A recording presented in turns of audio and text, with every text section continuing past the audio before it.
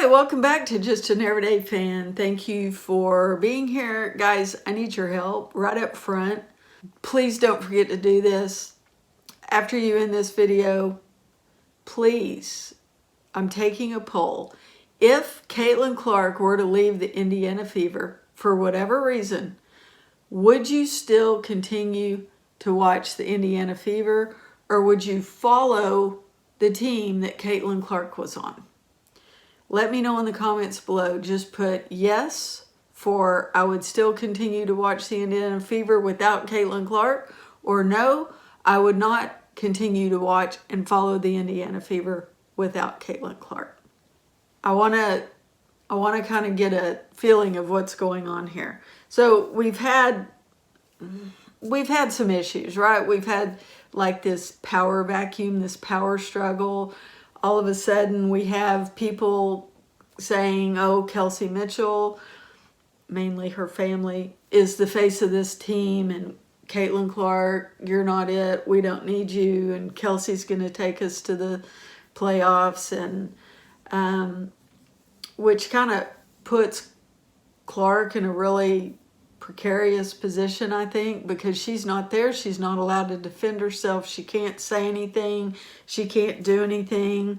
I've watched Stephanie White. I've watched the discrepancies when Kelsey Mitchell is playing and when Caitlin Clark is playing. She favors Kelsey over Caitlin. She supports decisions for Kelsey. Kelsey, I looked at the stats. Kelsey is shooting more. She's taking more for her own gain than Caitlin has ever taken this year. Ever.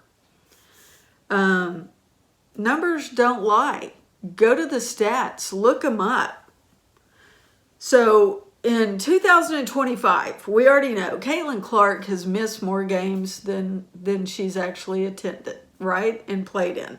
So we've had 25 games so far, thus at the filming of this episode, and Caitlin only played 13. And of those 13, Caitlin was playing injured. You could tell her 3 points weren't going. She was short. She was throwing air balls. She just did not have the power for those jump shots, for the layup shots, for anything. We knew something was off. She was turning balls over. Her balance was off. She was getting fouled. And it seemed like the team weren't doing anything about it. Stephanie White wasn't doing anything about it. The medical and training staff weren't doing anything about it. And I'll get into this in another video, but it just doesn't seem that the Indiana Fever and Stephanie White have Caitlin Clark's best interest in mind. And I hate to see that, because she has brought them, she has put them on the map, she has made them. Before Caitlin Clark in 2024 came to the Indiana Fever, Kelsey Mitchell had this team. She had it. You didn't see playoffs. You didn't see championships. You didn't see finals. You didn't see any of that. When Caitlin Clark was drafted to this team, they went to the playoffs the first year, 2024. And it wasn't due to Christy Sides' coaching. It was due to Caitlin Clark and her ability to connect with Aaliyah Boston and Kelsey Mitchell. Clark has only posted, she's only put up 214 points in 13 games. With playing injured, that's really good. Kelsey has put up 490 points. Now, here's where the real disparity happens. So if Caitlin were to have played all 25 points, she would be up or maybe even surpass Kelsey, right, in those points if she were playing healthy. I think we know she would probably surpass Kelsey. Rebounds. Caitlin's only played 13 games, yet she has 21 more rebounds than Kelsey does. Caitlin has only played 13 games, She has 115 assists. Kelsey, out of 25 games, only has 67 assists. So Caitlin, in half the time, has 48 more assists than Kelsey does. So who's being stingy with the basketball?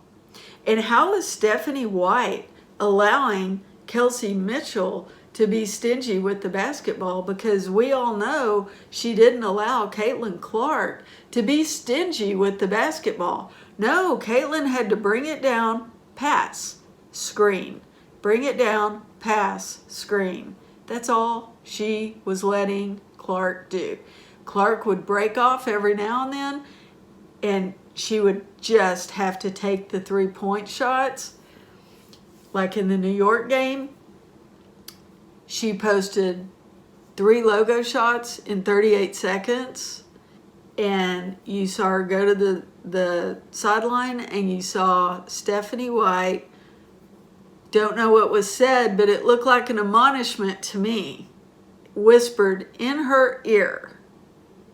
So no one could hear, no one could read the lips, no one could see. And only Caitlin knows and Stephanie knows what she said. And then Caitlin was sat out. There's a disparity in treatment amongst how Stephanie White treats Mitchell, Ari versus Caitlin. Always. Caitlin is being told, bring the ball down, pass, screen. Bring the ball down, pass, screen. Screen as in sacrifice your body.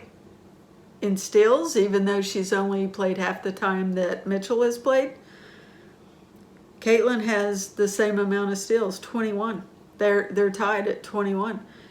She has 7 more blocks than Mitchell has in half the time. So, whose team is this? Whose face is on the building? Who is selling the tickets? Who is everyone waiting in line for autographs? Who is selling out jerseys? It's not Kelsey Mitchell. It's Caitlin Clark. Caitlin Clark is the face of the team. Just like Asia Wilson is the face of the Aces. Kelsey Plum is the face of the Sparks. You have Stewie, face of the Liberty. You have Nafisa Collier, face of the Lynx. You have Alyssa Thomas, the face of Phoenix. They're the apex. They're the top. They're the players. There's only one seat at that triangle, at that apex. And in my opinion, it's Caitlin Clark. I would love to know what y'all are thinking, because recently Kelsey's family members have come out and made some social media tweets that said basically, oh, Caitlin, we don't need you. We have Kelsey. She's the one that's going to take us. She's the one that's going to take us. Now, again, Kelsey had all those years on the Indiana Fever. She was there. She was the face. And nothing happened. Caitlin Clark comes in, first year, playoff. We expected big things. We were all excited this season. First game out, Caitlin Clark hits a triple-double. There's only 3 people right now in all the teams that have hit triple-double this season. And Caitlin Clark is one of them. Those are rare. But Caitlin did it her first game out of the chute against Chicago on May 17th of this year. The W couldn't allow that. They couldn't. They couldn't allow her to break the records. She's even breaking records. They can't even hold her back. She's not even playing and she's breaking records. I just saw one of her cards sold for $660,000. A signature trading card, $666,000. Over $500,000 for a trading card for a player that's 1 year out of her rookie season. She's a generational player, yet she's being held down. She has not been handled well by the medical team and staff and the training staff. And I truly believe that because they have been allowing her to come in and go out and come in and go out, and they had not cleared these injuries properly and waited the amount of time needed, they're the ones that are responsible for Caitlin Clark's injuries. And the refs for not calling fouls consistently across the board to all teams and all players.